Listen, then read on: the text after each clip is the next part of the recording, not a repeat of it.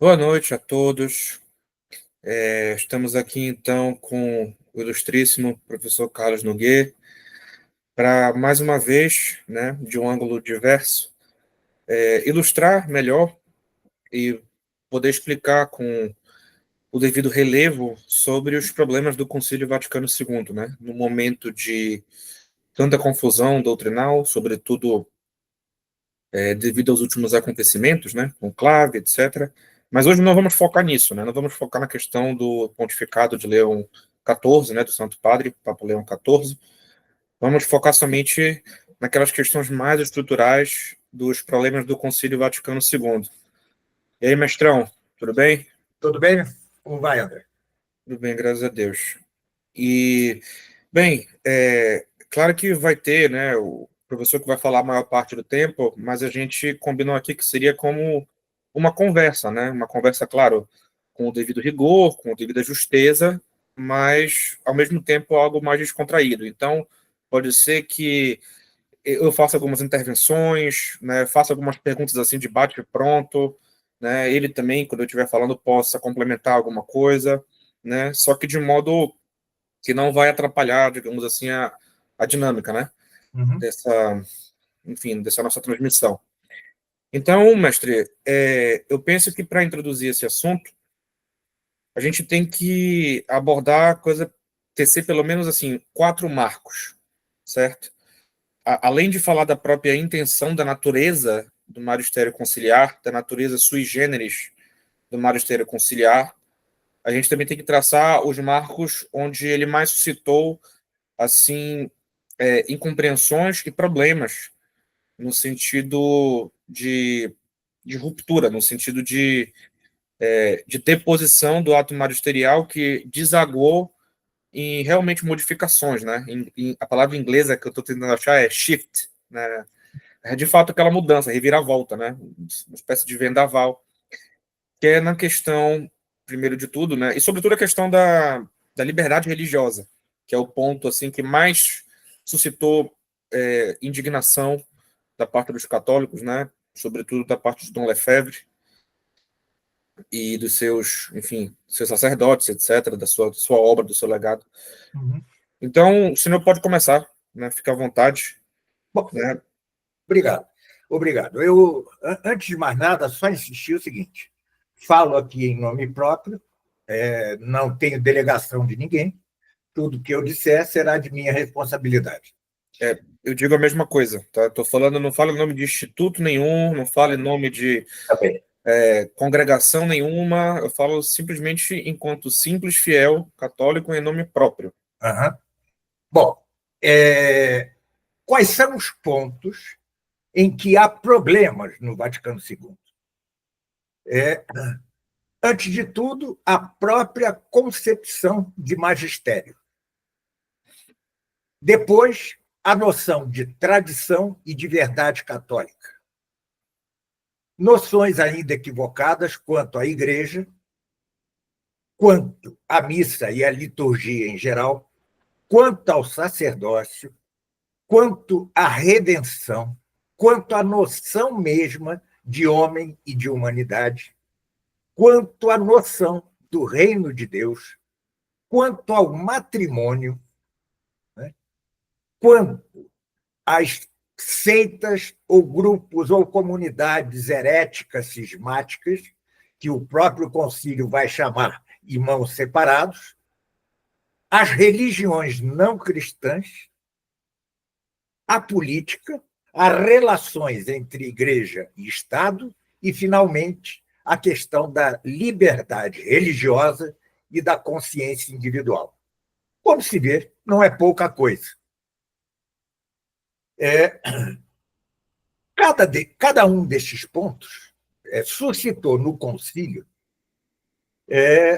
posições que já tinham sido proscritas pelo magistério anterior. Há um documento da Fraternidade São Pio X, excelente, chamada Sinopse dos Erros do Concílio, onde se arrola muita coisa disso, e onde se vai mostrando, para e passo, né, a posição do concílio e que posição anterior do magistério o concílio nega. Né?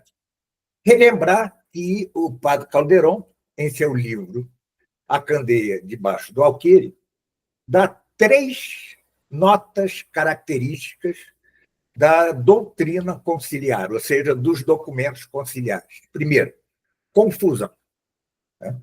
Porque realmente são textos de grande confusão e não é fácil atravessar a bruma dessa confusão para entender o que se está lendo. Não é fácil. A segunda nota é a da conexão. Depois que conseguimos penetrar, atravessar tal bruma, tal confusão, vemos com clareza, ao final dessa empreitada, vemos com clareza que todo o dito no concílio é conexo. Há perfeita conexão entre as coisas ditas no concílio. E a terceira? A terceira nota é a mais grave, é a proscrição. Ou seja, a doutrina geral do Concílio Vaticano II já tinha sido proscrita pelo magistério anterior. Só lembrar uma coisa, porque nos últimos dias, né, resolveram ter-me como uma espécie de bode expiatório. Eu estaria dizendo coisas, né? Isso os continuistas, né? Eu estaria dizendo coisas que nem a tradição nunca disse. Bom, vamos ver se é verdade ou não. Primeiro, eu falei da origem satânica do Concílio Vaticano II. Como fui o primeiro, como querem dizer, se Dom Marcelo Lefebvre foi o primeiro a dizer que o concílio foi um golpe de mestre de Satanás. Não vejo diferença. Da mesma forma, o padre Calderon, na Candeia, diz o mesmo. Perdoem-me a quem cabe a carapuça, mas o concílio foi satânico. Palavras textuais dele. Quanto a que foi um conciliábulo, por que eu chamei conciliábulo? Não exatamente por sua convocação. A convocação foi legal, ou seja, dentro dos marcos legais. Mas aquilo que é convocado legalmente pode desvirtuar-se por suas conclusões. E, pelas conclusões do concílio, dada a contrariedade e a proscrição que a sua doutrina padece do magistério anterior, não pode ser senão um conciliábulo. Termo horroroso, dito pelo padre Calderon em seu livro La Santa Missa. Não, se eu não me engano, até na Candeia ele fala isso, se eu me lembro bem. Esse é uma memória agora recente, como eu acabei de ler o livro, está recente na minha cabeça. Chama conciliável. Então, não me venham usar de bode expiatório, nem querer criar divisões entre os tradicionalistas, porque eu não faço senão repetir o que eu aprendi com Dom Lefebvre. Né? Embora eu não esteja falando em nome dele nem da fraternidade, muito pelo contrário, falo em nome próprio, o fato é que eu não faço senão repetir o que sempre disse Dom Lefebvre, o que sempre disse o padre Calderon, etc. Ainda que não se adote o termo conciliável, o fato é que a própria fraternidade deixou de assinar um acordo canônico com Bento XVI porque se lhe exigia que aceitasse o concílio.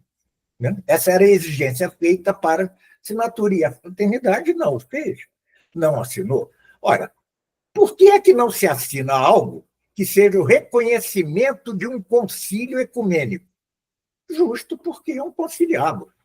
Ou seja, você pode nem usar o termo, mas não reconhecer um concílio é chamá-lo conciliábulo, tá? Independentemente do nome que se lhe dê. Tá? Quanto a que houve heresias, não houve uma, houve muitas.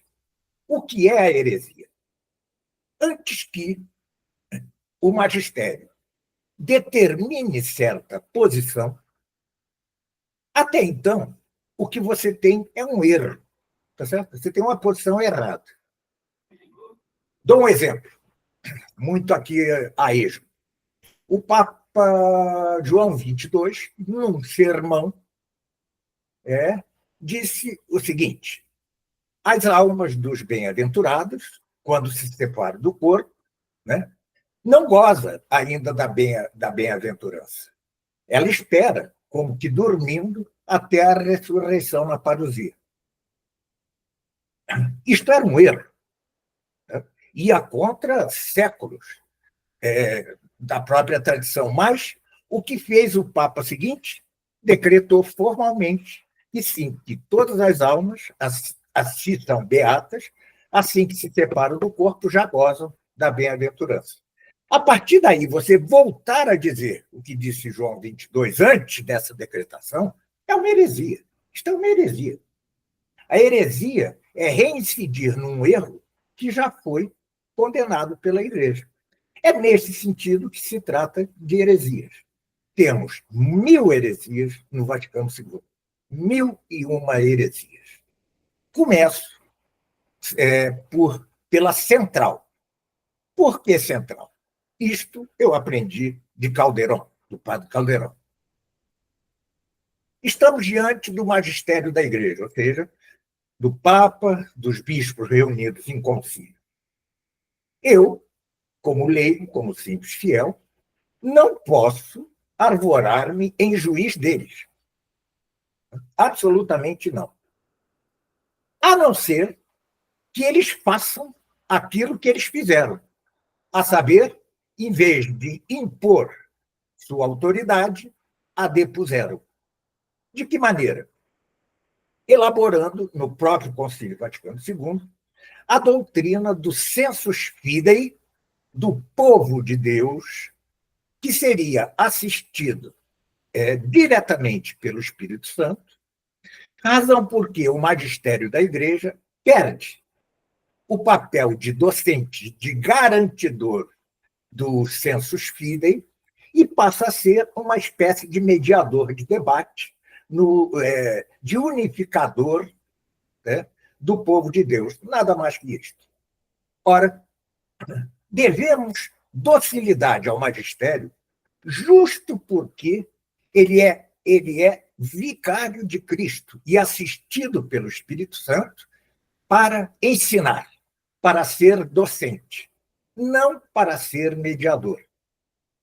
Como ele abdicou de sua docência, então podemos voltar-nos para ele agora, reflexivamente, e ver, agora sim, segundo aquilo que aprendemos do magistério de sempre, ver até que ponto ele se desviou ou não se desviou do magistério de sempre. Né? Então, este é o primeiro ponto, a noção de magistério da Igreja e de povo de Deus. Né? Ou seja, erra-se quanto ao básico. Erra-se totalmente quanto ao básico. Isto sem falar de contradições. Porque, ao longo de todo o concílio, se insistiu em seu caráter pastoral, certo? Se insistiu nisto. E, no entanto, 2 de seus documentos se chamam dogmáticos. A Constituição Dogmática, etc. Duas constituições dogmáticas, né? 2 constituições dogmáticas num concílio que se diz pastoral desde o início. Esta contradição é mais uma das muitas em que incorreu o concílio. Mas o fato é que já se tinha abdicado do papel docente do próprio magistério, e veja-se que não se trata só... Este é um conceito que, às vezes, muitos tradicionalistas têm errado. É considerar que só devemos docilidade ao magistério quando ele proclama algo de modo infalível, extraordinário. Né? Isto é falso. Já Pio XII, na Humani Generis, né, afirma claramente: não devemos, o povo de Deus, os fiéis, não devem docilidade ao magistério só nas declarações extraordinárias infalíveis. Também nas encíclicas, etc, etc. Além do mais, existe o magistério ordinário infalível. Não é só o extraordinário que é infalível. A repetição de atos no tempo gera magistério infalível. Por exemplo, que Santo Tomás seja o doutor comum da Igreja. Isto nunca foi declarado solenemente como dogma extraordinário, nunca foi. Mas foi repetido ao longo do tempo por um e outro e outro e outro Papa. Logo, tornou-se aquela afirmação de Pio XI. A doutrina de Santo Tomás é a única doutrina que a Igreja fez sua, tornou-se de fé por magistério ordinário infalível. Mas mesmo que não se trate de algo infalível, mesmo que se trate do grau apenas certo, ou até do grau provável, devemos docilidade ao magistério da seguinte maneira: se ele se pronuncia infalivelmente, então devemos obediência como se fosse infalível. Se só se pronuncia no grau de certeza, devemos aceder a isto com certeza. Se trata de algo apenas provável, porque às vezes o Espírito Santo, segundo a intenção mesma do Papa, só o auxilia na probabilidade, devemos, então, crer com probabilidade naquilo que disse o magistério. Esses 3 graus. É verdade, às vezes, documentos que não têm grau nenhum de autoridade. Lembro-me o documento de Bento XV acerca da Divina Comédia de Dante. Independentemente do conteúdo, não tem ali nenhuma nota de autoridade, nada, nada. Mas também, se trata de decisão local do magistério, ele não alcança a autoridade que alcança nas coisas que ele fala para todo o orbe católico. Mas a docilidade é o traço característico da relação do fiel com o magistério. Né? Ou seja, ele tem que tomar como provável aquilo que a Igreja diz que é provável. Tem que tomar como... o que eu vejo é que as pessoas elas pensam que... Muitas pessoas até que se dizem, né, tradicionais, eles pensam que pelo fato de não ser infalível, você tem, digamos assim, o direito de discordar. Não tem. Ou de dissentir. Não tem. E não é bem assim. O fato de não ser infalível quer dizer que você tem que dar o assentimento, né? Dar o assentimento que a igreja está exigindo, né, de probabilidade. Né? Não é você que vai decidir quando ela errou nisso daí, porque ela falou provavelmente. Não, é ela que tem que... São 3 os graus de autoridade: probabilidade, certeza e infalibilidade. A cada grau corresponde o grau correspondente de docilidade. Exato. Sendo que tem alguns documentos que até nem os teólogos têm consenso de distinguir se é infalível ou se é certo. Isso é... E o fiel, imagina, se o fiel precisasse distinguir isso, a igreja já teria acabado. Né? Os próprios papas, na maior parte das vezes, não distinguem entre certo e infalível. Pois é, e o magistério das grandes encíclicas do século XIX e XX, que condenam os erros do mundo moderno, elas têm grandíssima autoridade. Claro. Mas, ordinariamente, o magistério das encíclicas é magistério autêntico. Não. É magistério autêntico. Então, não, mas não confundiu, André. Magistério mere autêntico com magistério autêntico. Tá? Todos os graus de autoridade são magistério autêntico. Autêntico, sim. Mere autêntico é quando não tem grau de autoridade, ele é só autêntico. Tá? Por exemplo, esse documento que eu falei de Bento XV sobre a Divina Comédia de Dante, ele magistério autêntico, ele falou como Papa ali, mas sem nenhum grau de autoridade. Agora, o magistério autêntico pode ser provável, certo ou infalível. Correspondentemente a cada um destes graus de autoridade, você deve dar sua anuência, tá certo? Se algo é dito com probabilidade, você crê com probabilidade. Se é dito com certeza, com certeza. Com infalibilidade, com infalibilidade. Com o acréscimo que você acaba de dizer, que, na maioria das vezes, o próprio Papa não distingue certeza de infalibilidade. Não considera necessária essa distinção. Com razão, né? É uma distinção sutil. Tá? E o fiel não tem a obrigação, digamos assim, de ter toda a sutileza, as Não, finas distinções, senão já teria acabado. Se, não. se- se o fiel precisasse distinguir em cada documento, né, a diferença entre até de provável ou de certeza, em alguns casos, ou então de certeza de infalibilidade, né? Quando é provável, ele mesmo fala. Fala, Tá? pois é. Quando ele é provável, ele mesmo diz que é só uma possibilidade, uma probabilidade. Então, pois bem, que fez Monsenhor Lefebvre com relação ao magistério conciliar? Dirigiu-se a ele e disse: vocês estão de acordo com as encíclicas de Pio IX, Leão XIII, São Pio X, Pio XI, Pio XII? Sim, não, se não, não é possível um acordo entre nós. Né? E eu pergunto, como é possível que se considere outra coisa de modo diferente do que, como eu sempre digo, um concílio quanto ao qual não pode haver acordo? Para que houvesse um acordo, seria necessário que os fautores do concílio se negassem a si mesmos, negassem a sua própria obra. Bom, o primeiro passo é este, porque temos o direito, e mais que o direito, agora o dever, de confrontar o magistério conciliar, porque ele, em vez de impor sua autoridade por uma noção equivocada de povo de Deus e de sensus fidei, depôs sua autoridade. Tá certo? A garantia da assistência do Espírito Santo, que impede o erro, supõe que o magistério, seja docente. Como ele deixou de ser, então, temos não só o direito, mas o dever de resistir-lhe, tá? Em defesa da fé. Ponto. E, inclusive, só isso que justifica.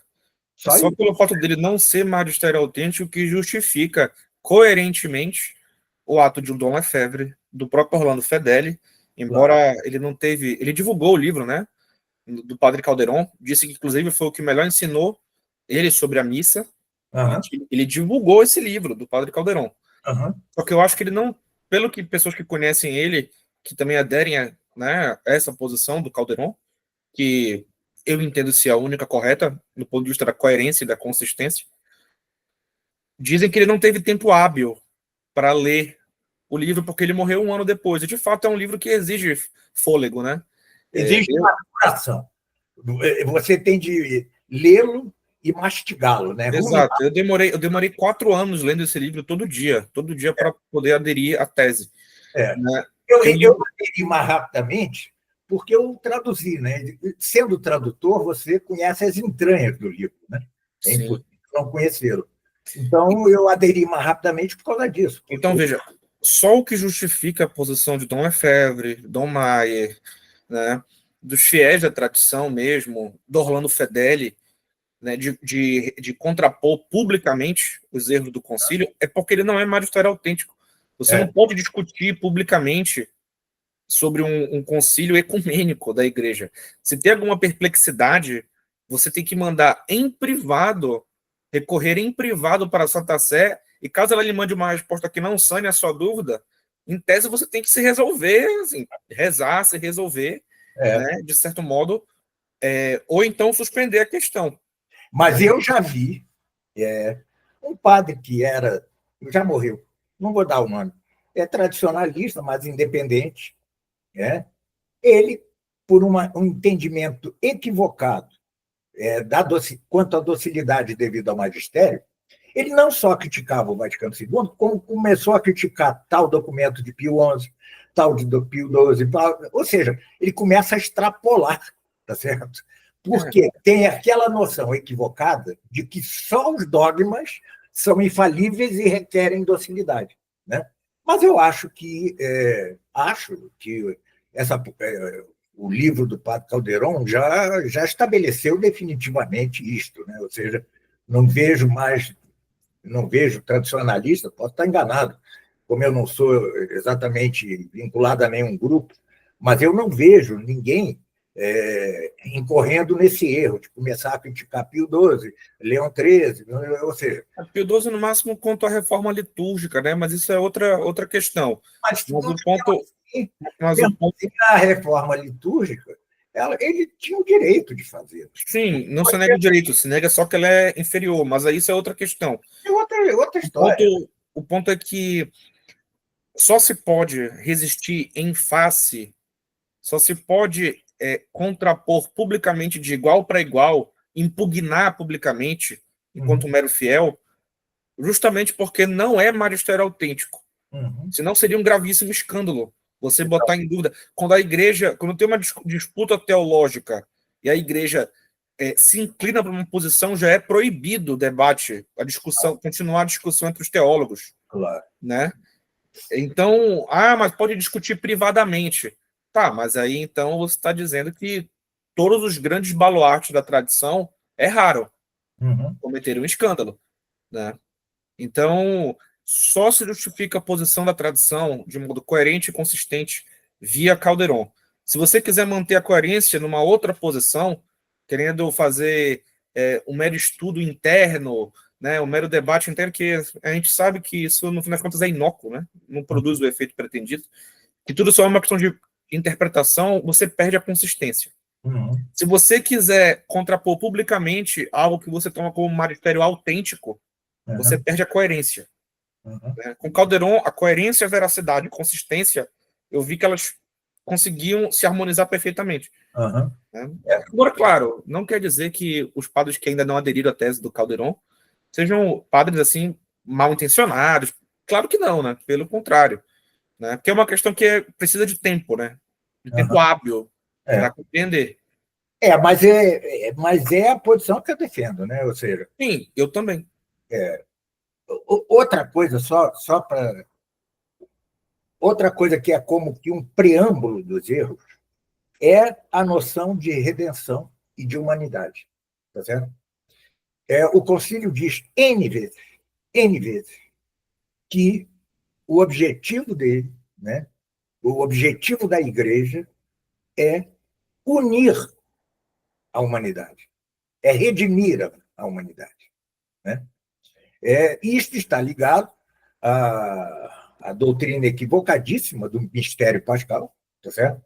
Que vai ter consequências, ou seja, você desloca o centro da redenção da cruz para o conjunto de vida, cruz e ressurreição de Cristo. Né? Quem quiser, há um TED Talk, há um longo podcast meu em que eu exponho a doutrina do mistério pascal, né?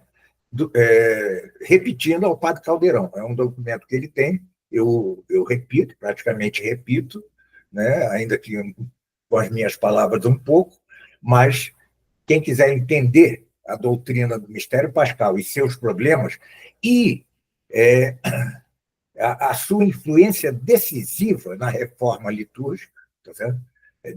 Decisiva a noção de mistério pascal para que tenha havido a reforma litúrgica. Então, pode ir lá no TED Talk, é o mistério pascal. Bom, mas que Cristo tenha vindo para unir a humanidade, independentemente de credo, né, é uma heresia.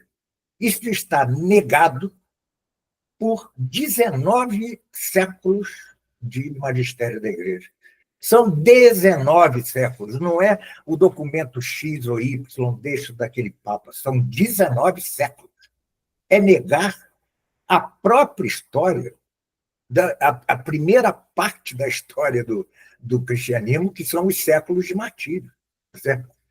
É fundamental a doutrina de Santo Agostinho das duas cidades.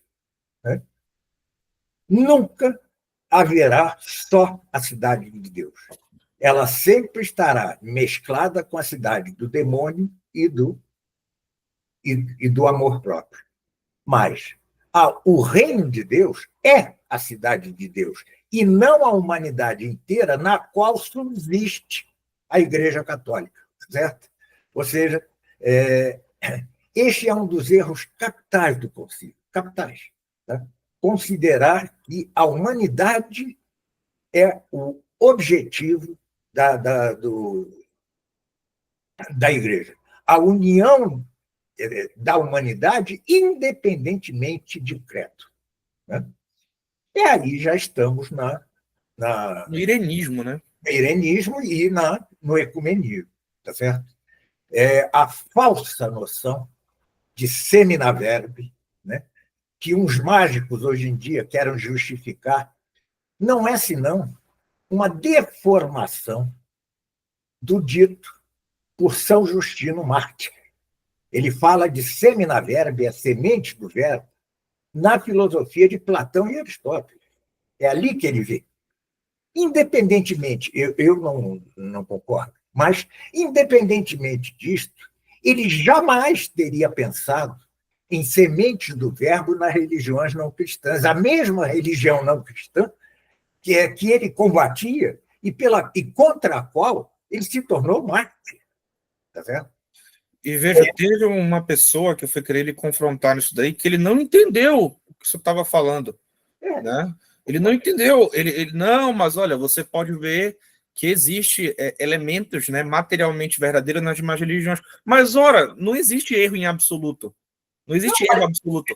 Mesmo, veja, não existe algo que seja absolutamente falso em todos os aspectos. Não, mas veja, olha só, uma coisa é que não seja tudo falso. Exato.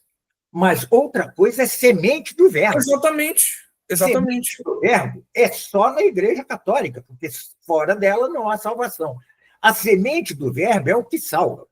No documento Ad Gentes, e em outros documentos do Vaticano II, disse que há 2 caminhos para levar a Cristo. Ora, levar a Cristo é levar a salvação, correto? Sim. Primeiro, a pregação do Evangelho, correto? Segundo, as sementes do verbo nas religiões não cristãs. Isto é um absurdo, inominável, né? Que membros de religiões não cristãs se salvem no último instante, mesmo que não façam parte do corpo da igreja, isto já é tradicional no ensino católico. Exato.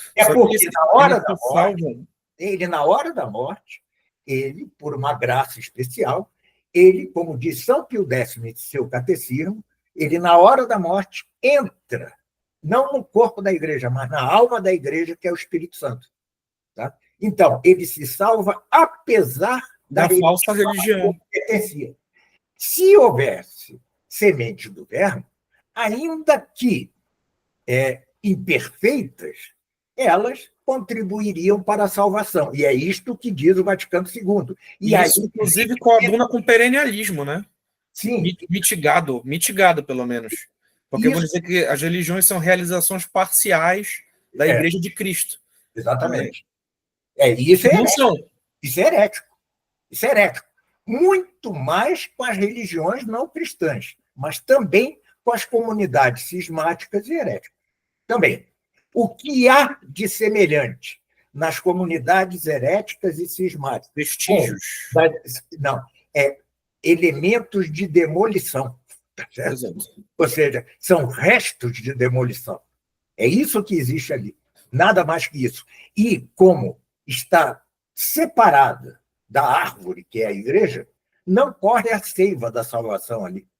Né? Pode ser que este ou aquele sacramento valha. Pode ser. Né? E vale mesmo. Né? O batismo,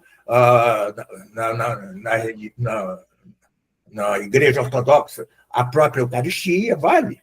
O problema é se esses sacramentos dão a seiva da graça que dão no âmbito da Igreja Católica. Tá certo? É como um galho separado do caule, isso, que depois de um tempo ele perde a umidade e deixa de ser galho. É por isso ainda que valha esta ou aquele sacramento.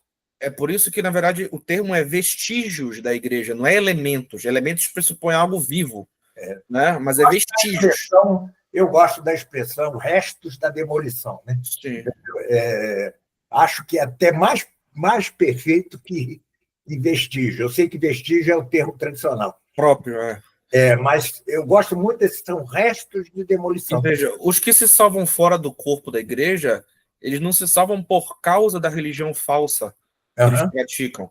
Eles se salvam pela graça de Deus, que atua pela igreja, que vai para além das suas fronteiras visíveis, mas é sempre em direção à igreja, pelo Espírito Santo, e quando ela está em consciência invencivelmente errônea, ou ignorância invencível. Mas quanto à salvação, você entra no mistério da predestinação. Exato, só Deus sabe. Só Deus sabe. Seja, por que tal figura, tal pessoa é eleita e outra não? Ninguém Deus é que sabe. Deus é que sabe, isso é com ele. Não nos metamos com isso. Mas, se alguém que não está no corpo da igreja se salva, não é pelas sementes do verbo, é apesar da sua falsa religião, apesar dela. Tá? Ou se tem isto, ou se nega 19 séculos e meio de magistério e de vida. Isto chega a ser uma ofensa aos 3 séculos de martírio, tá? Os 3 séculos de martírio é uma ofensa à própria encarnação. É uma ofensa à encarnação, é uma ofensa à paixão de Cristo. E à paixão, né? É uma ofensa à paixão de Cristo. Nosso Senhor passou tudo que ele tinha que passar para ser algo descartado, depois para ser algo descartável, para ser algo alternado, uma coisa alternativa ao que ele passou. Não existe isso. Isso aí vai contra a excelência, né, da economia da salvação. Exato. Isso vai contra a excelência da economia da salvação. É isso que muita gente não entende. Como um católico ele defende a exclusividade universal, né, a unicidade ou a exclusividade universal de Cristo, da igreja, ele não está limitando os meios de salvação. Pelo contrário, ele quer que isso se potencialize, mas sempre mostrando a excelência da economia salvífica de Deus. Agora, se alguém, como fizeram aí, quer dizer que o que eu acabo de dizer, tá certo? É errado, que todo cristão deve ser ecumênico, etc., diga-o, mas tenha certeza, está dizendo contra 19 séculos e meio de magistério. Está incorrendo em heterodoxia. Ou seja, assuma que é uma novidade. Assuma que é uma novidade. Né? Não há outra maneira. Assuma que é uma novidade. E o engraçado, né, hoje em dia se fala até do como foi bom o Concílio de Nicéia. O Concílio de Nicéia e toda a luta que adveio dali entre arianos, semi-arianos e católicos mostra que não há concessão possível, a mínima, ao erro doutrinal, a mínima. Entendeu? Ontem fez 1.700 anos, né, do Concílio de Nicéia. E eles saíam gritando, né? Homoousios, dizendo que Nosso Senhor era da mesma substância. Exatamente. Do Pai, contra o arianismo, né? E depois você teve uma guerra encarniçadíssima, né? Contra o. E, aliás, uma das coisas. Virou moda dizer, né? Virou moda. A crise do Vaticano II é mais uma crise. A igreja sempre esteve em crise. Sempre esteve em crise, né? Temos a crise ariana, temos a crise protestante, temos a crise modernista, agora a crise do Vaticano II. Há uma diferença capital. Capital. Nunca, até o Vaticano II, né, a parte corrupta é o próprio magistério. Nunca, nunca. Mesmo que se conceda que, por exemplo, o Papa Libério tenha excomungado a Santo Atanásio, ele o fez não por razões doutrinais, se é que se aceita isso. Ele o fez por pressão, tá certo? Por temor, por não sei o quê. Eu estou lendo o livro do Lucas Lancaster sobre a crise ariana, excelente.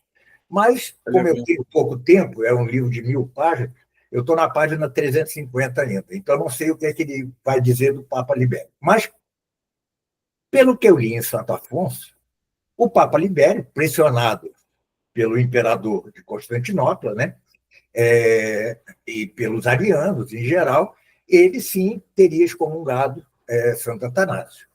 mas depois se arrependeu, voltou atrás e morreu Marte. Isso é o que conta Santo Afonso naquele livro que a Eclésia lançou sobre as heresias. É um bom livro do Santo Afonso. Ele expõe as heresias e depois as refuta, né? É um bom livro. E muito interessante, eu aprendi muito com ele. Mas, enfim, seja como foi, eu não sei o que diz Luca Lancaster, que é mais historiador que Santo Afonso, né? Santo Afonso não era exatamente um historiador. Então, depois eu vejo. Mas, ainda que se aceite isso que disse Santo Afonso, o fato é que ele não se corrompeu doutrinalmente. Ele se teria corrompido por medo, por paixão, etc., e não por doutrina. Nunca, nunca. Quando houve a crise protestante, era claramente uma corrupção moral no clero, era claramente uma corrupção humanista, renascentista no papado, mas nunca, nem sequer nos mais polêmicos dos papas, como Alexandre VI. Alexandre VI não tocou em nenhum dogma da igreja. Não, ao contrário, fez coisas excelentes no âmbito doutrinal, embora a sua vida privada tenha sido uma lástima, se é que foi mesmo, não conheço a fundo a coisa, mas supondo que tenha sido, foi corrupção moral, não doutrinal. Nunca houve. A crise modernista, o magistério estava incólume contra a heresia. Ele não abraçou a heresia, estava contra a heresia. O que nós vemos no Vaticano II é a vitória, entre aspas, porque é uma vitória de Pirro, né? A vitória da Nouvelle Teologia. Tá certo? A Nouvelle Teologia já era um transformismo do modernismo, né? Ou seja, era um modernismo com nova roupagem. É um neomodernismo, né? É um neomodernismo. E o Vaticano II junta Nouvelle Teologia com o humanismo integral de Maritain, né? Com as teses de Karl Rahner, etc., e você tem o Vaticano II. É isto. Né? Pela primeira vez, o magistério não só abdica de seu papel docente, senão que se corrompe ele mesmo, porque ele poderia ter abdicado, tá? E dizer, não quero definir nada, não quero criticar nada e tal, mas não poderia não ter se corrompido doutrinalmente, mas fez as duas coisas. Então, isso vai refletir-se em todo esse vasto âmbito que eu enunciei aqui no início. Ou seja, quanto a tudo. A reforma litúrgica não é senão um reflexo disto. E o mais curioso é o seguinte: em pleno Vaticano II, Paulo VI lança um documento que é dotado de certa autoridade. De fato, chama-se Mysterium Fidei, sobre a missa.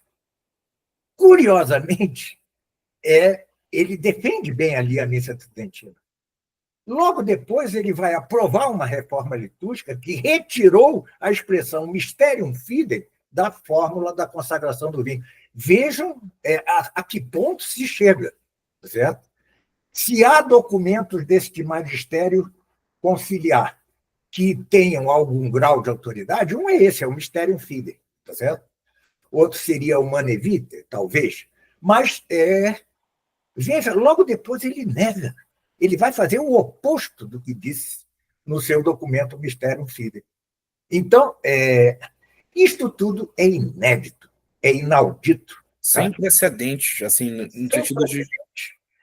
E você querer dourar a pílula, faça. Eu sei que a realidade às vezes dói. E você não consegue conviver com a dor da realidade.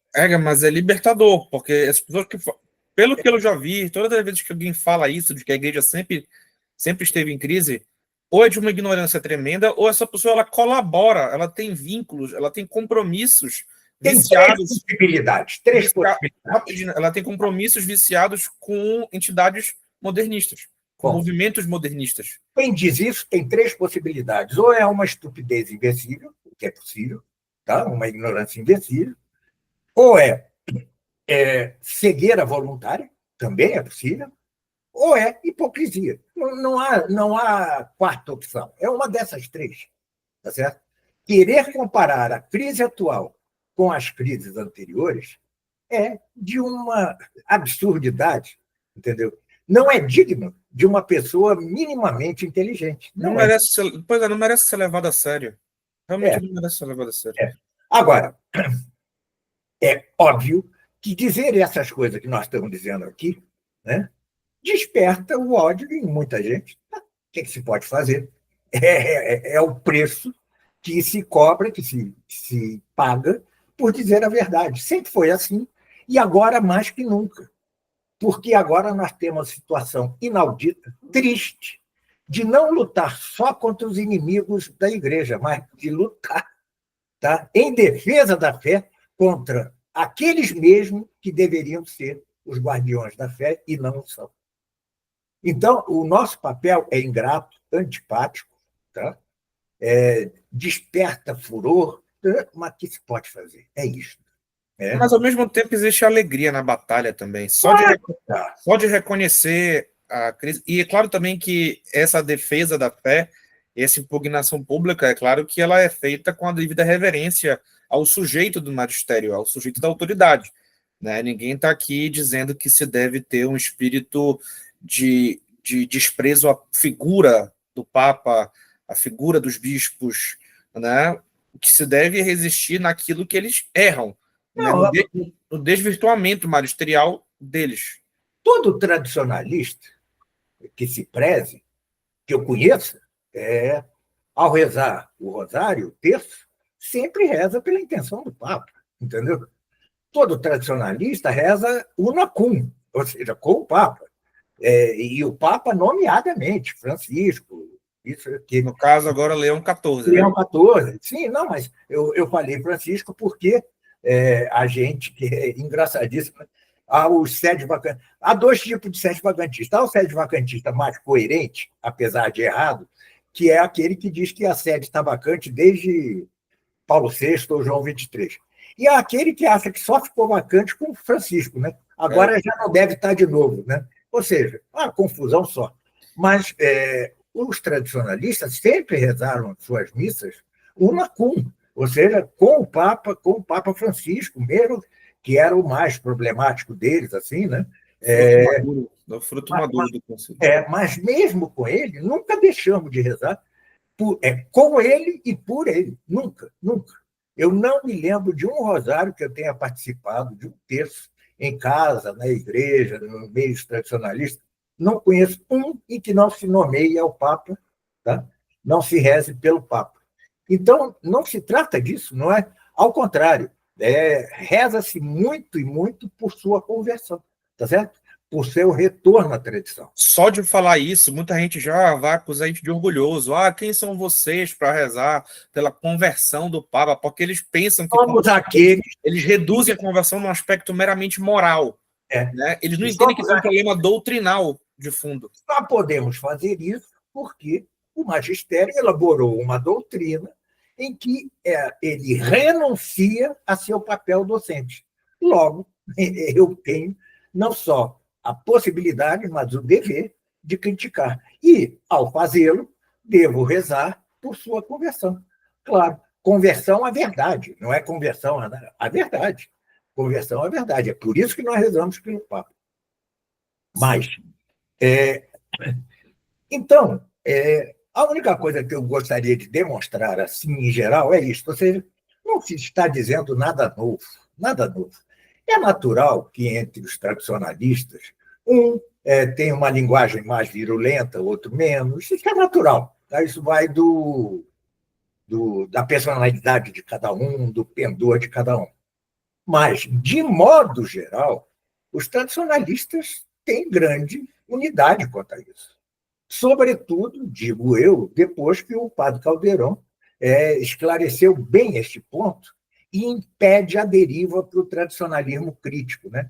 Que é aquele que começa a criticar todo mundo, né? Sente-se no direito de criticar Pio XI, Pio XII, Leão XIII, até São Pio X eu já vi criticarem.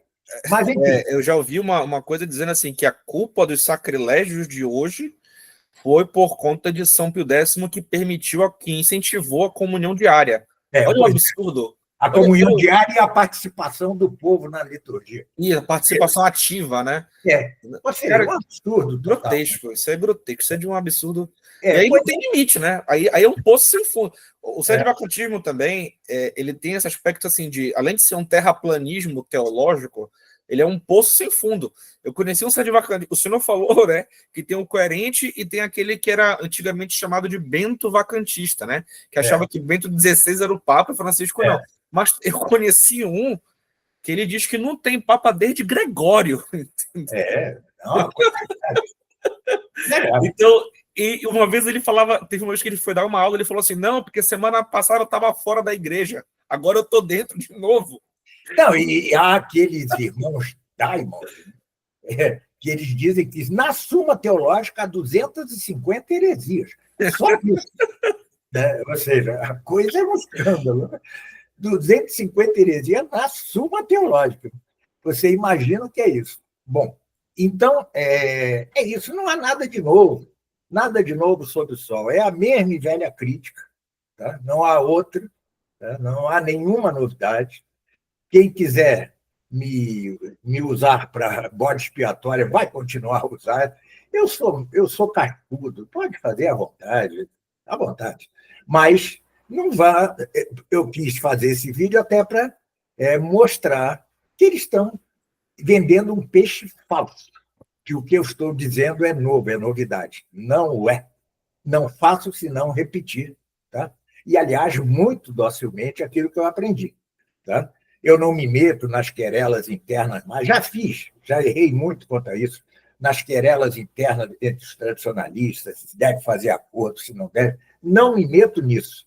Meu caso é apenas repito aquilo que eu aprendi doutrinalmente.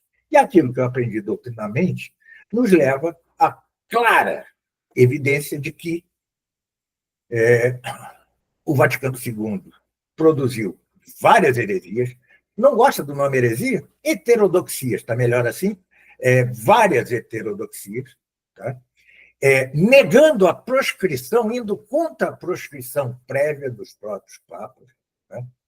Que um concílio que não se pode aceitar não pode ser senão um conciliável. Se não gostar do nome, não usa o nome, mas não pode ser senão isto, tá certo? E que tenha sido um golpe de mestre de Satanás, o primeiro a dizê-lo é o fundador de tudo isso, que é Dom Marcelo Lefebvre. Tá certo? Não disse nenhuma novidade, absolutamente nenhuma. Continuem a atacar-me, mas saibam as pessoas que lerem que eles não estão atacando, senão um espantalho. Tá? Querer dividir o que eu digo do que dizem os tradicionalistas é um verdadeiro absurdo, um contrassenso tremendo.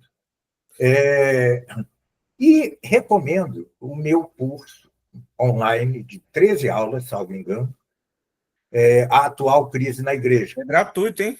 É gratuito, são 13 aulas, entrem lá na minha plataforma, onde eu vou ponto a ponto dos erros do Vaticano II. Ponto a ponto. Sigo muito o documento da Fraternidade, sinopse dos erros do Vaticano II, menos em um ponto, que é o político, tá certo? Acho que ali ainda se expressa uma antiga e falha doutrina quanto às relações entre igreja e Estado, mas, fora isso, eu sigo, de um modo geral, o documento da Fraternidade, e a última aula é uma comparação ponto a ponto entre a missa tridentina e a missa nova. Ponto a ponto. Tá? Então, quem quiser pode inscrever-se lá, é Só gratuito. lembrando que, assim, a gente não é, como muitos também acusam esse espantalho, né, de ser lefebrista, como se a gente tivesse, como se a posição de Dom Lefebvre fosse uma escola teológica própria. Né? É claro que a resolução teológica, né, diante de um problema inaudito, é claro que ela é feita ao longo do tempo e ela foi feita. Mas Dom Lefebvre não fundou uma escola teológica própria, um carisma próprio. Ele deixava sempre muito claro de que o carisma da fraternidade, a espiritualidade da fraternidade, na verdade, era a espiritualidade da igreja. Uhum. Né? A espiritualidade da igreja. E o centro da vida cristã é a missa. Uhum. Então ele se dedicou para salvaguardar a fé da igreja e o sacerdócio católico. Então, a nossa posição não é senão a posição católica. Não é a gente usa o termo tradicionalista hoje por força, enfim, da circunstância. Né? Eu já disse, eu particularmente não gosto do nome tradicionalista. Nem eu, porque isso se confunde com uma heresia do século XIX, do Augusto Eu Bonettini, preferiria chamar magisterialista. magisterialista, qualquer coisa assim. Pois é, Mas o uso é que é o senhor da língua. Né? Mas ainda assim é um termo que é imperfeito, porque todo católico, em princípio, todo católico deve ser magisterialista, né? Todo católico deve ser magisterialista. Mas seja como for, que Monsenhor Lefebvre, né, foi uma espécie de salvador do catolicismo, foi. Porque naquela onda montante de destruição, né, que se seguiu ao concílio, ele se manteve intacto contra mundos e ventos, tempestades. E com uma perspicácia Com assim. uma perspicácia e com uma coragem digna de um Santo Atanatos. Tá certo? Então, isso que nos faz, a mim, pelo menos, me faz segui-lo. Tá certo? Ou seja, eu tenho por modelo. Não que eu concorde com cada palavra que ele disse, não é isso. Ele nunca pretendeu ser um líder inconteste, não é isso. Mas quanto ao central, é claro que é ele quem tem razão. É claro que, aliás, se hoje há missas tridentinas não ligadas à fraternidade, à tradição, é graças a ele, porque senão nem isso haveria. Nem essas missas de indulto, etc. Nada disso haveria. Só foi criada como uma esmola para querer afastar o pessoal dele. Sim. Então, mas tudo isso devemos a ele. É uma ingratidão tremenda hoje quem assiste a missa tridentina não reconhecê-lo. Ele foi quase sozinho. Ele mais Dom Antônio de Castro Maia, né? Mas ele é que assumiu quase sozinho a figura do monstro, né? do reacionário, do retrógrado, etc. E ele o fez com uma nobreza digna de um Santo Atanásio.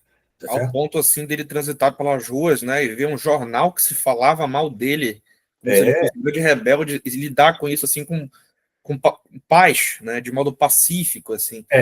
E ele, veja, o lema dele, do epitáfio dele, é que é maravilhoso. Ele só transmitiu o que ele recebeu. Claro. Ele não fundou um carisma particular, ele não fundou uma escola teológica própria. Ele transmitiu o que ele recebeu. Ele não era, ele tinha, claro, um hábito teológico, né, bem sedimentado, mas ele não era assim um teólogo destacado. Né? A grande parte das ações dele foram no âmbito prudencial. Claro que elas tinham um fundamento doutrinal imediato, mas foi no âmbito prudencial. Depois, claro que os sacerdotes que ele ordenou, Padre Calderon, é que progrediu, que deu dessa decisão prática que ele tomou, foi se tornando solução doutrinal. Claro. No livro do Padre Calderon, da Candeia, mais para o final, assim, essa foi uma coisa que eu observei, incrível, né? Só agora, quando se lançou a segunda edição, e que eu retraduzi junto com Danilo, né? Aí é que eu prestei atenção. Ele faz uma citação de Dom Lefebvre, que é exatamente o fundamento da própria doutrina dele. Da Candeia. Eu só reparei isto agora, na segunda edição. Não, isso que é o ponto mais interessante. É o ponto mais interessante, porque ele mostra 3 fases de Dom Lefebvre. O primeiro é a perplexidade. Né? Depois é a ideia dele querer fazer aquela experiência da tradição, né? De querer só... E depois ele fala, olha, se vocês não aceitarem, né, as encíclicas dos papas contra o liberalismo, contra o modernismo, contra os erros modernos, não tem acordo possível. Mas é aí que ele faz uma citação em que mostra que ele já tinha noção que o magistério tinha renunciado ao seu papel docente. Isso está na Candeia. Sim, está no artigo que ele fez para chamar o padre, para aproximar posições com o padre Gleisi. Exatamente. Então, o germe da tese do Calderon já está em Dom Lefebvre. Já está em Dom Lefebvre. Nesse sentido. Já está na decisão prática dele diante do que ele viu, né? Só que isso foi se tornando uma solução doutrinal. Exato. Sim. Exatamente. Então, é isso. Ou seja, ninguém está dizendo nada de novo, entendeu? É engraçado como os continuistas, né, têm ondas, né, de reação à doutrina tradicional, né? São ondas. Agora está levantando-se uma onda, né? Já é a 10ª ou 20ª onda que eu enfrento.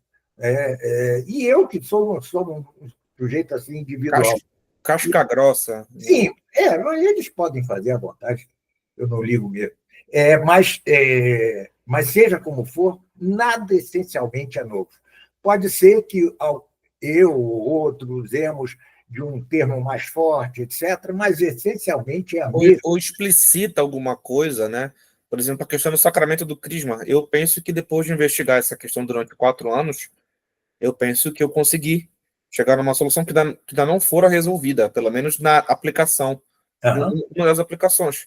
Pretendo, inclusive, consultei pessoas, claro, nada do que eu fiz desse assunto eu tirei da minha própria cabeça, uhum, né? Nada disso. Consultei os melhores teólogos da tradição que estavam disponíveis, é, mas é, nada essencialmente é novo. Nada essencial.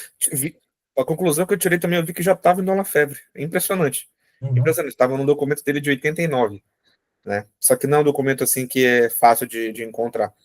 Mas, professor, vamos entrar agora nas questões em espécie, na questão da qual o problema da colegialidade, qual o problema da liberdade religiosa, né? tá. Eu vejo que tem pessoas, até mesmo na própria tradição, que têm uma maior dificuldade de perceber qual o problema da colegialidade, por exemplo, né? Porque vai contra o caráter monárquico da igreja, né? A colegialidade ela é uma democratização, uma liberalização da igreja, que tem por base a democracia liberal, tá certo?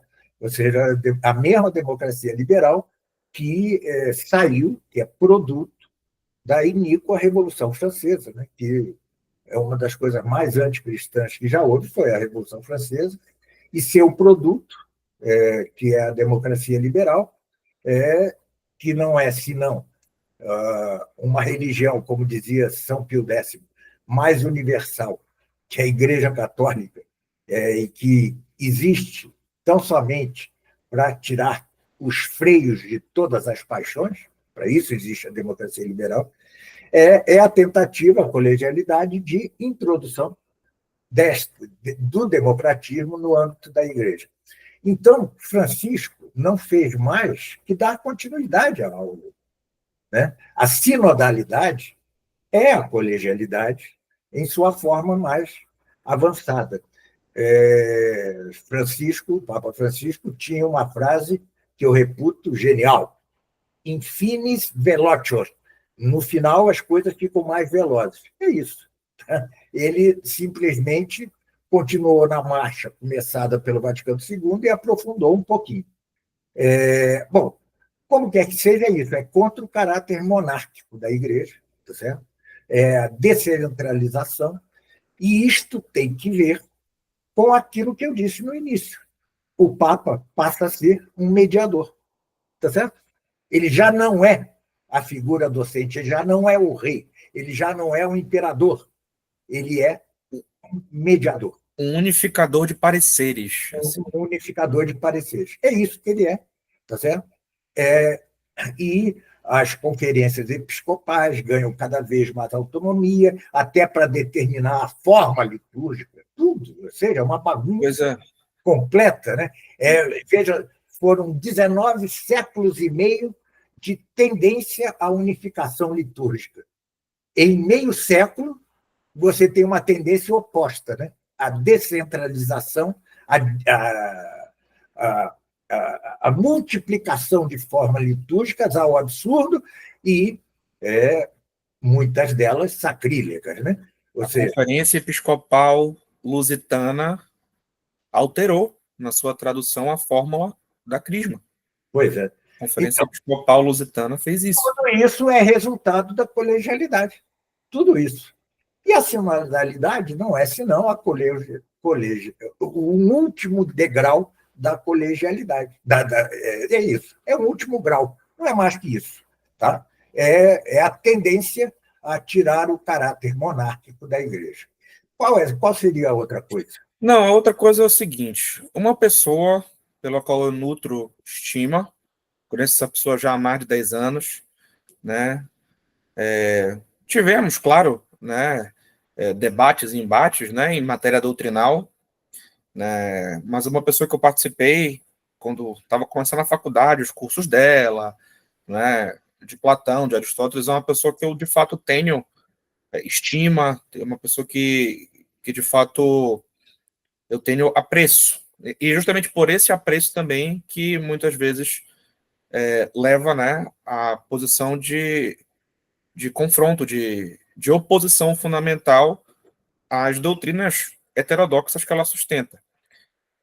Ela já fez um vídeo assim me citando indiretamente, né, dizendo assim: não, o Papa falou, acabou. Né? Eu tenho um amigo que te discute sobre tradicionalismo, aí ele fica criando um bando de coisa, mas o Papa falou, acabou. Né? Curioso que essa pessoa era do Opus Dei e o Papa agora determinou que eles reformassem os estatutos, né? Aí agora tá vindo com esse papo, né? A gente vê os Opus Dei em geral, né? Não, o Papa não é infalível em tudo e tal, tá adquirido esse aspecto que é bem semelhante ao tradicionalismo crítico, que a gente combate, né? Aqui, que a gente se opõe, pelo menos. Mas ela, recentemente me mandaram um vídeo dessa pessoa onde ela tá falando da liberdade religiosa, né? Da dignitatis humanae. E ela simplesmente fala que essa encíclica foi muito mal lida, né, tanto pelos modernistas, ele não se considera modernista, mas essa encíclica foi mal lida pelos modernistas e pelos tradicionalistas. Só que a gente vai ver, é triste isso aí, até decepcionante, que essa pessoa não entendeu os argumentos da tradição. Ela não entendeu, sabe? E é uma pessoa inteligente, é uma pessoa que de fato é talentosa, inteligente, não é assim uma pessoa incapaz, pelo contrário. Né? Mas ela refuta também um espantalho. Né? Então ela insiste nesse negócio. A posição do modernismo moderado, que é o que essa pessoa é adepta, ainda que ela não reconheça isso, mas ela é.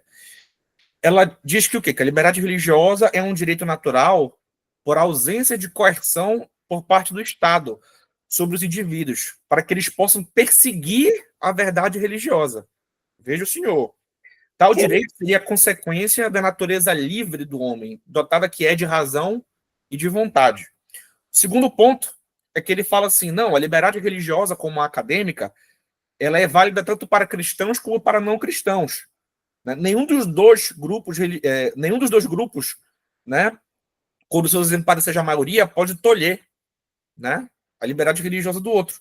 Mas o problema que essa pessoa não entende é o seguinte: a liberdade de coerção, de pressão social, de uso de força estatal, né? Ela não deixa claro o que é que ela está falando, mas a liberdade de coerção é um direito natural relativo à adesão integral da fé, porém não naquilo que ela tem de social, não naquilo que é voltado para o bem comum. O que essa pessoa não faz é o seguinte: o Estado é uma criatura de Deus ou não? Se a virtude da religião é um direito natural ou não? Se sim, o Estado tem um dever para com a verdadeira religião ou não? Essa é a pergunta que tem que se fazer, né? Só que a ideia do modernismo moderado é que ela funde hegelianamente, né, com a hermenêutica da continuidade, ela funde hegelianamente esse tal direito natural, né, ou seja, de que ninguém crê por coerção. A igreja sempre combateu isso, ninguém pode ser forçado a crer. Só que ele funde isso, né, com o que foi chamado, pelo menos do ponto de vista estatal, com o que foi chamado por Pio IX, porque agora o 16, de indiferentismo religioso. Né? Que é a indiferença de cultos por parte do Estado, de que o Estado não tem que favorecer a verdadeira religião. Outra coisa, há um elementozinho aí que é difícil crer que não implique desonestidade. Porque se a pessoa quer defender esta porcaria aí, faça. Mas diga claramente que isto vai contra 19 séculos e meio de magistério da Igreja. Eles não dizem. Mas não dizem. Então, é difícil crer que não haja algo de desonesto nisto. Porque se ele quer defender isso, defenda-o. Mas diga, contra 19 séculos e meio. Porque não é um ou outro documento do magistério anterior que nega isso. É multidão de documentos. É a prática de toda uma cristandade, entendeu? Uma coisa é forçar alguém a crer. Isto é equivocado. Outra coisa é o Estado não privilegiar a verdade. São coisas completamente distintas. Se, apesar de o Estado privilegiar a verdade religiosa, alguém não quer crê-la, não a creia. Mas isto não impede que o Estado tenha o dever de pôr-se ao lado da verdade. Mais que isso, e esta é a verdadeira doutrina das relações entre o Estado e a Igreja, é que o Estado deve entrar para a Igreja. Não é que ele deve apoiar a Igreja, ele deve entrar para a Igreja. Este é a essência da bula Unam Sanctam de Bonifácio VIII.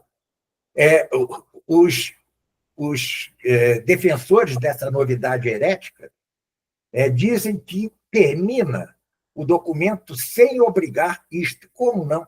O documento termina. Toda criatura deve fazer parte da Igreja. Hein? Travou aqui. Você terminou dizendo que a Unam Sancta não obriga. Que eles falam que a Unam Sancta não obriga. Sim, mas como se ele termina assim?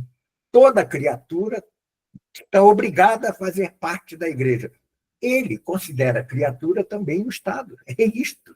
O Estado tem de fazer parte da Igreja. Tá? Ele é uma criatura de Deus. Ele é uma criatura de Deus. Ele não pode estar subtraído ao domínio. Imagina que loucura. Isto nada tem que ver com coerção para abraçar a fé. Nada tem que ver. Nada, nada.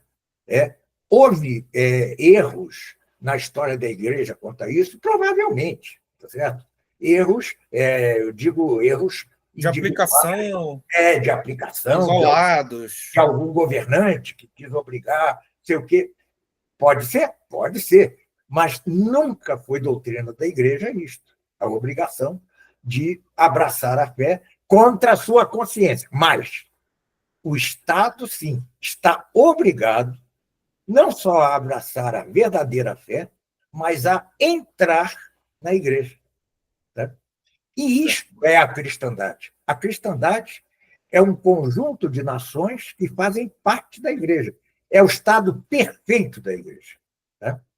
Estado esse perfeito que rui, como dizia o cardeal Pie de Poitiers, rui já no século XIV, tá? Com a crescente tendência dos reis ao absolutismo, né? E com a reação da burguesia, porque a burguesia queria entregar-se à usura, não queria submeter-se à noção de preço justo, etc, etc. Aliás, só uma coisinha, alguns alunos, deixe-me anunciar isso rapidamente, eu, há um tempo, dei um curso restrito para 20 pessoas sobre a doutrina social da Igreja. Eu vou, a partir de junho, tá? Eu vou fazer este curso aberto, tá certo? Eu ainda estou pensando na modalidade, se vai ser mensalidade, um preço único. Estou pensando ainda. Eu posso anunciar aqui também? Pode, mas espera aí.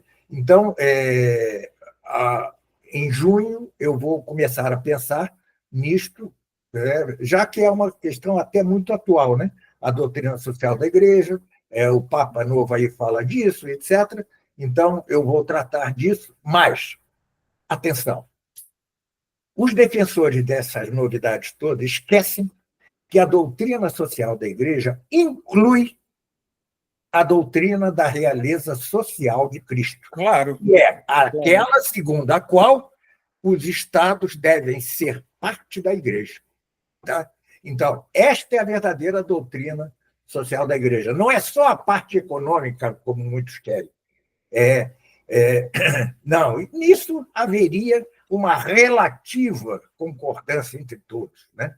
Não, mas a doutrina social da Igreja inclui a doutrina da realeza social de Cristo. Então, e quem nega isso? Quem nega isso é heterodoxo. Quem nega isso é heterodoxo. Se você quiser chamar heterodoxo, chama. Eu digo que incorre em heresia. Tá certo? Sim, pois é no mínimo heterodoxo. Então, assim. Heresia. Eu não estou dizendo que seja herético, porque formal, não. Pois é. há uma diferença entre ser herético e dizer heresia. Ser herético, quem declara é o magistério supremo, quando, depois de admoestar 2 vezes a pessoa se mantém renitente e cabe ao magistério, então, declará-la oficialmente herética, tá? Formalmente herética. Não estou dizendo que as pessoas são heréticas, estou dizendo que dizem heresias. Pois tá? é. Pronto. Eu chamo de quem diz heresia, eu chamo de heterodoxo. Né? O que também não quer dizer que elas sejam heréticas, né, formalmente, que elas estão condenadas. Né? A gente não tem autoridade para falar isso. Né? Mas só uma coisa, essa pessoa, que eu repito aqui, uma pessoa que eu tenho uma estima genuína, uma pessoa que reconheço suas qualidades, cheguei a divulgar o trabalho dela, eu fui uma das primeiras pessoas que divulgou o trabalho dela e fiz. Não faço mais porque ela é heterodoxa, defende heresia. Né? E eu não divulgo quem defende heresia. Né? Mas se um dia, e se Deus quiser, Deus queira que ela cesse de fazer isso, eu volto a divulgar tranquilamente, sem problema algum. Né? Só que essa pessoa, né, ela é opus-deísta e ela toma, então, né, ela, não eu, ela toma, né, ela admite as canonizações conciliares, né, coisa que quem entende a tese do padre Calderon e quem entende a deposição magisterial que se deu a partir do Concílio Vaticano II percebe daí a legitimidade dessas canonizações atuais. Não quer dizer que não hajam santos, tá? Não quer dizer. Mas essa pessoa, ela toma José Maria Escrivá, né, o fundador do Opus Dei, o Monsenhor Escrivá, ela toma ele como santo e como pai espiritual, né? Não eu, ela. Olha só o que eu achei. Ele mesmo, ele, né? Você sabe que ele mandou uma carta, né, pro Francisco Franco, né? Na época que estava, né, governando a Espanha.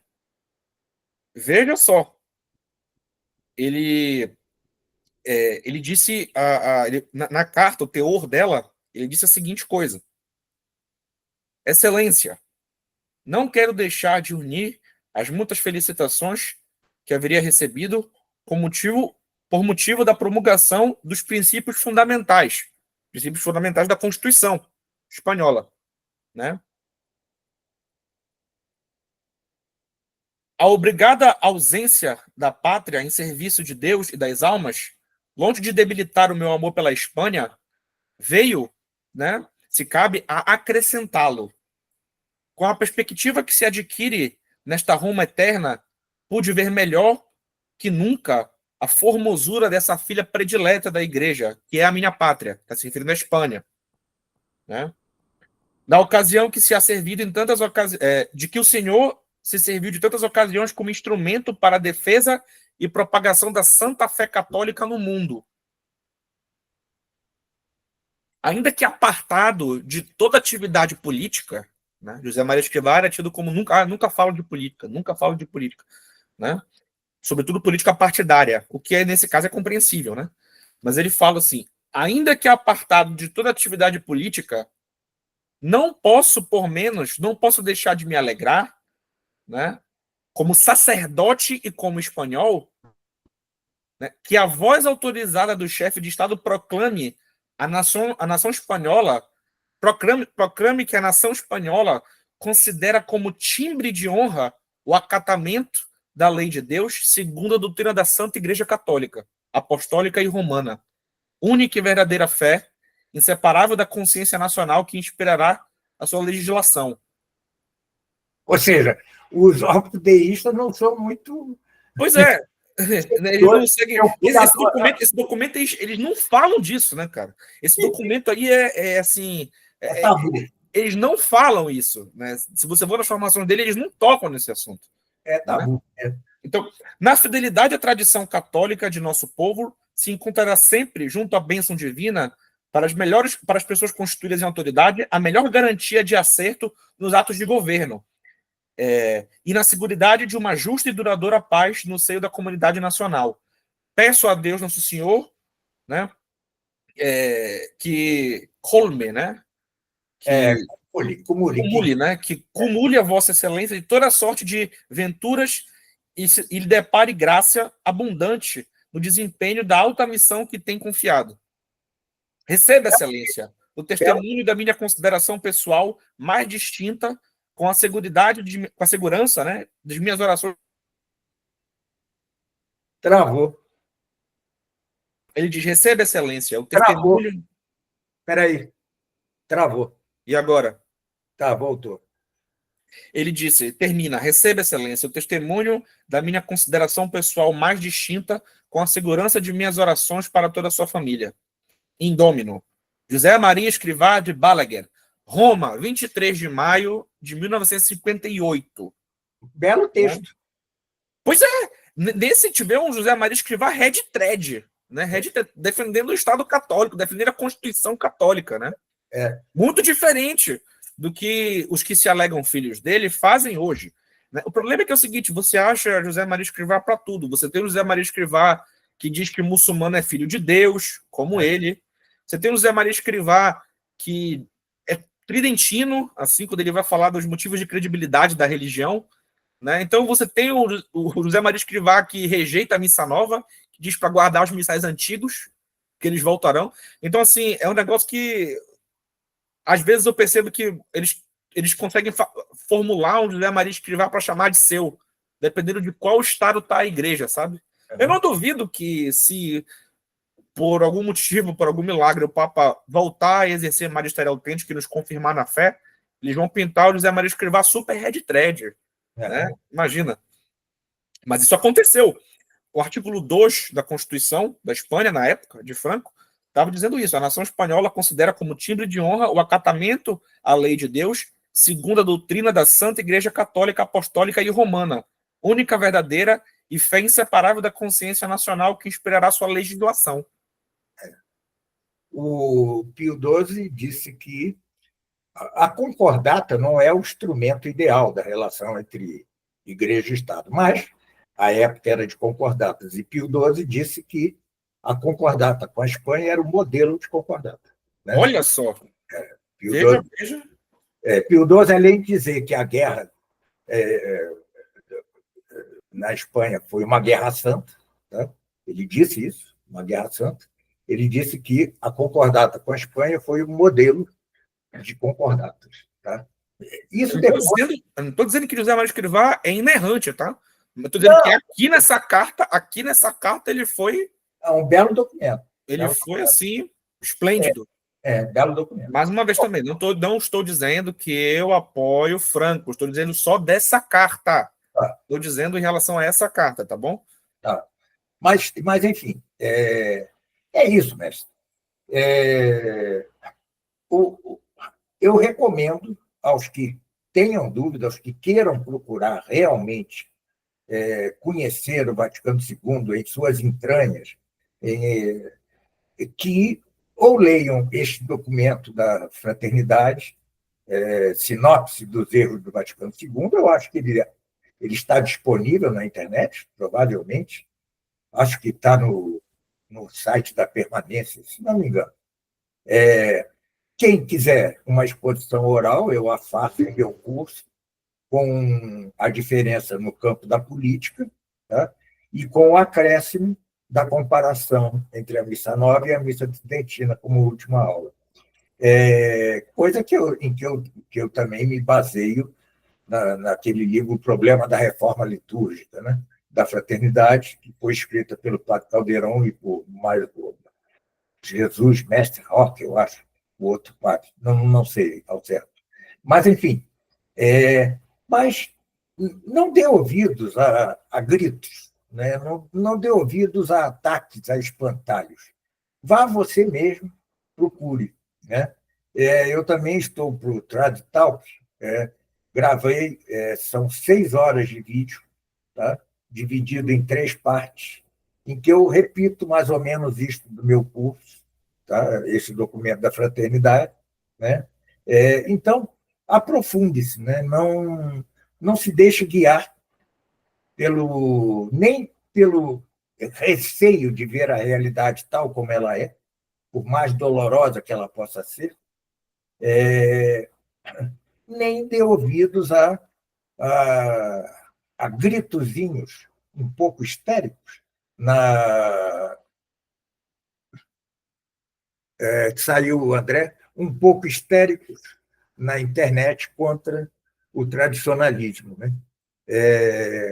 Claro que os tradicionalistas devemos ter problemas, como todos os homens, né? Não há unidade perfeita entre os tradicionalistas e tal, mas eu estou falando de um modo muito geral, tá? Como princípio decorrente da postura que teve Dom Lefebvre ao resistir a um concílio cujo resultado foi iníquo, né? Heterodoxo, o que o faz, digo eu, conciliável. E tenho perfeita esperança de que um dia quem o diga será o próprio magistério da Igreja, quando a Igreja se refizer desta crise profunda atual. A outra coisa que eu gostaria de dizer é que,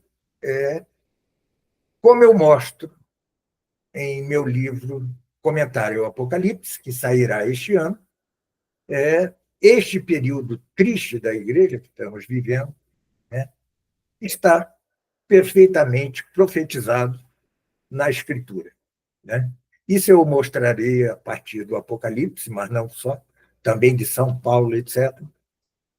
Peço-lhes apenas um tempo para que eu termine esse livro, faça-se a campanha de financiamento dele e tal. Bem, fico por aqui, eu vou parar a gravação. Infelizmente, André caiu, mas despeço-me por mim e por ele a todos os que nos aguentaram tanto tempo de vídeo. Espero que tenhamos sido claros, né, no assunto. André está voltando. André? André? Bom. André? André? Mestre, agora Bom, caiu, eu já me despedi. Despeça-se também. eu queria que a gente anunciasse também Isso. do evento que Pode vai anunciar. ter. Depois o Marcel faz uma edição aí, se possível. Não, vai assim mesmo. Vamos lá. Eu queria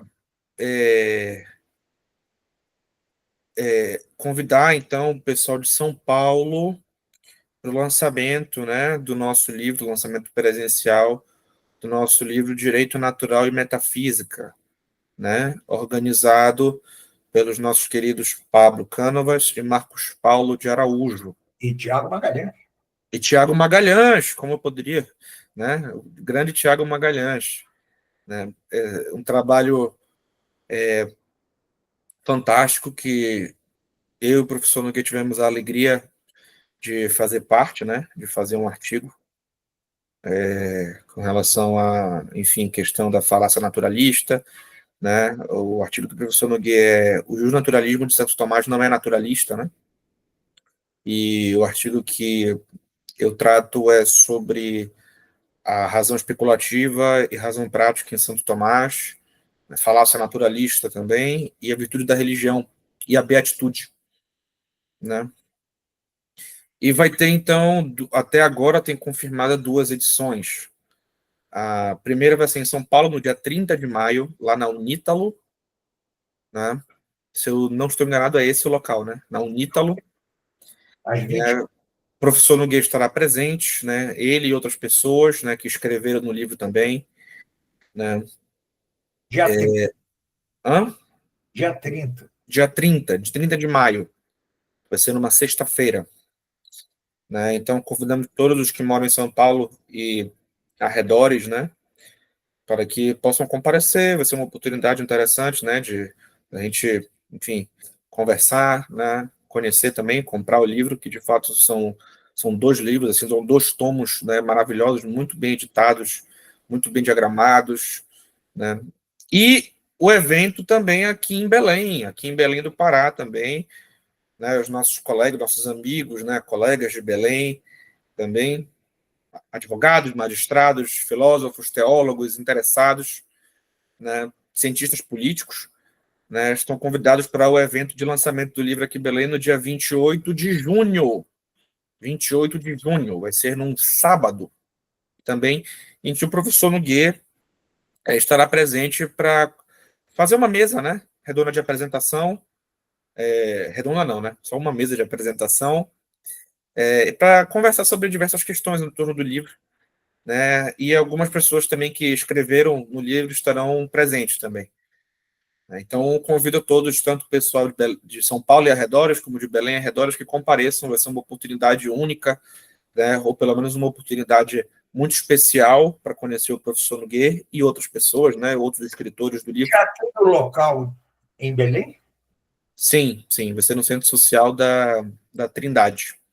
Mas aí vocês podem obter maiores informações no link de inscrição do evento, que é na página do Ateneu. Sigam lá no Instagram, Ateneu Cursos. Né, lá está o link para esse evento, né, valores e tal. E fica aqui, né, o convite, fica aqui a divulgação, fica o convite. Eu espero ver todos lá, ver os amigos. O do Uniítalo é gratuito, né? Não precisa se inscrever. Sim, o do Ateneu é com relação à compra de livros também, mas aí parece que também tem uma taxa de inscrição, tem um ingresso. Mas em São Paulo, dia 30 agora, é completamente gratuito. Pode ir todo mundo ao Uniítalo, né, às 20 horas. Eu já no vídeo passado, eu vou pôr de novo, eu pus o endereço direitinho e tal. Tá? Uhum. Você me mande depois o endereço desse Ateneu aí, o link, para eu pôr. Eu vou mandar a divulgação para o senhor que me mandaram, tá? Aí o senhor posta na sua página. Eu não tenho Instagram, não tenho nada, então eu não sei ver. Tá? Tá bom, querido, tá bom, professor. Então é isso. Então Eu já pedi, despeça-se. Ah, tá, pois é. Foi uma alegria, professor, sempre uma alegria, né, privar da sua sabedoria, conversar com o senhor, né, cada vez mais é um assunto que é fascinante, formidável e importantíssimo, né, é o principal assunto da crise. Qual é o magistério a se seguir, né? Quem resolve essa questão resolve o enigma da crise, pelo menos do ponto de vista especulativo, né? Uhum. Então, que seja, que tenha mais episódios desse, que a gente pode já explorar, né, outros temas, desdobrar em outras questões. Quero também informar que o nosso livro contra o perennialismo está para sair também. Nossa, o livro seu, né? Deixe Helles que escreve aqui, mas contou, né, com o prefácio do professor Nogueira, que muito me honra, né? Fico muito feliz. E está para sair em breve. Vai ser um calhamaço, mas penso que nós demos uma resposta definitiva a essa questão, né? Que é a questão justamente da gnose, da influência gnóstica infiltrada, sobretudo nos meios tradicionais, né? E, sobretudo, nas camadas mais intelectuais, nos meios mais sérios, né? E, enfim, o livro é uma defesa da fé católica, né? De modo, assim, científico, uma exposição da fé católica segundo, né? A ciência teológica e também as suas bases, né, metafísicas, contra a subversão do perennialismo, né, que é a gnose universal, se a gente pode dizer assim, né, contra as subversões que o perennialismo faz em todos os capítulos da teologia. Né. Então, está para sair também, demorou, mas saiu, graças a Deus. Conto também com com a colaboração aí, quando sair, a gente vai anunciar, tá bom? Fiquem com Deus aí, até a próxima. Boa noite, professor. Boa noite e obrigado a todos por assistir. Fiquem com Deus.